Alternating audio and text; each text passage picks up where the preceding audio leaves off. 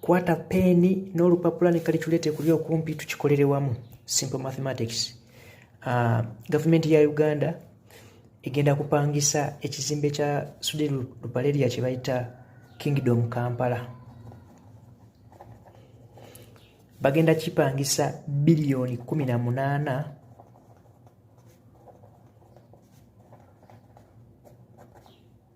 okumala emyaka 2 nga bakipangisiriza ababaka ba parliament 323.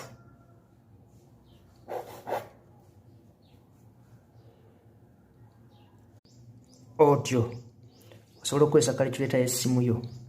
Kati njagala osooka okwate zino 18 biliyoni tuzidividinge by bano ababaka 323. Bw'oba dividinga ogenda kulaba nti ogenda kufuna miliyoni 55 mu emitwalo 72 mu kasanvu mu obucekerecekere obugwamu. Kitegeeza nti buli mubaka agenda kusasula office ye egenda kusasula sente rent wa miliyoni 55. Steve zikyawulikika ng'ennyingi naye jjukira bakugambye nti zino sente wonna awamu za myaka 2. Kitegeeza dira zino miliyoni 55 mu emitwalo 72 mu kasanvu mu 5 mu 4 ozikubiseemu ozidividinge by 2. Ekyo bw'okikola ogenda kulaba ng'ogenda kufuna miliyoni 27 mu emitwalo 86 mwezi obutonotono nga bwe butyo. Kati kino kitegeeza nti buli mubaka omu bw'ati mu mwaka gumu zino ze sente zagenda okusasula renti ya ofiisi ye. Naye jjukira nti omwaka gubeeramu emyezi 12.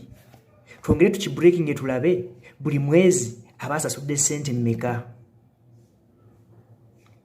Kati bw'okikubisaamu ogenda kwesanga nti buli mubaka buli mwezi agenda kuba ofiisi ye esasula miliyoni 2 mu emitwalo 32 mu 100 n'endala.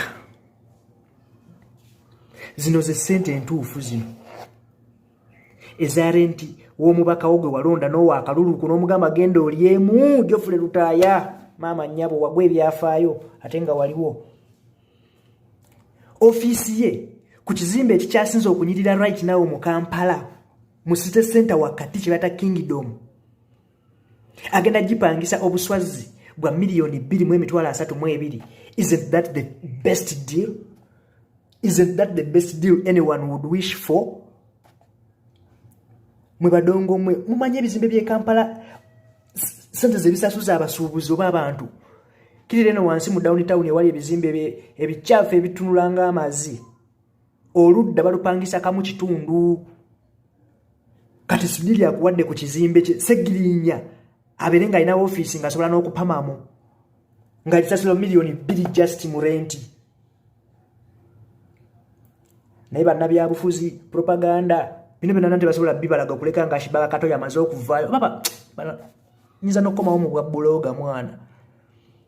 Kati baba kugamba kimu nti parliament egenda kupangisa ku ekizimbe kya Sudiri renti wa biliyoni 18 ne bakomaawo. Kati 18 biliyoni mu butufu zisoundinga nti nyingi nnyo mu matu ga buli muntu asooka ziwulira.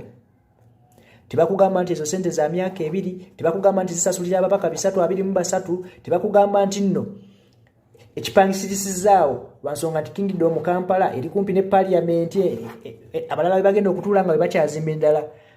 N'ensonga tebagikugamba nti parliament ebizimbo bote bye yazimba bibadde bigize nga biregeeza bifuuse bitono tebikyatumala. Tuli mu kuzimba bipya. Kampuni ya Roko mwe benjo okukomerawo.